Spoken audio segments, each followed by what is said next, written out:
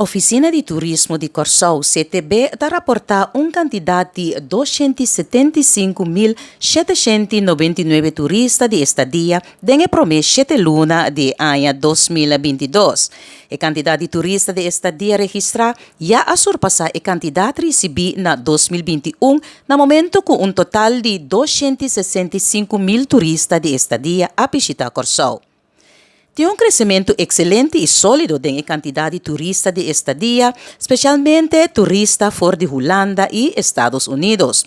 Junto ao mercado ng aqui é responsável por 70% de quantidade de turistas de estadia recebida no último período.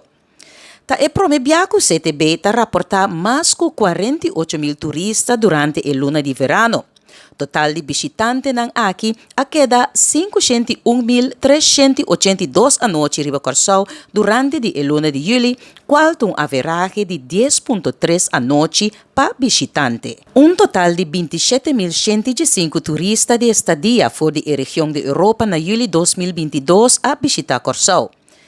Nanta fora de Holanda, com 23.489 turistas, Bélgica com 1.235 turistas e Alemanha com 974 turistas. De turistas ng europeu, 54% de nang a queda de um resort hotel, este hotel grande, chiqui e bungalow. Fora da região de Norte-América, quantidade de 10.614 turistas a visitar Corsou. De candidato aqui, total de 10.207 a bini fora de Estados Unidos na luna de ano aqui.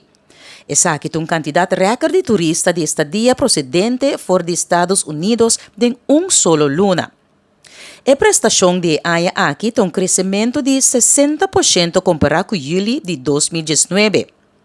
De turista nang aqui, 78% de nang a queda de resort hotel.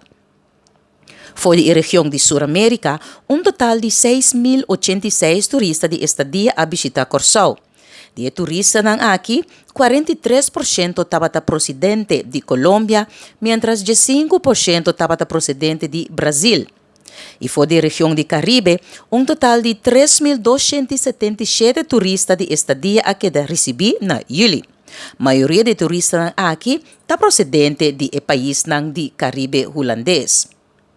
Hecho tá, que a World Corsou oferece variedade de US-branded resort hotels, lo qual está cosechando sua fruta, especialmente para o mercado de Estados Unidos.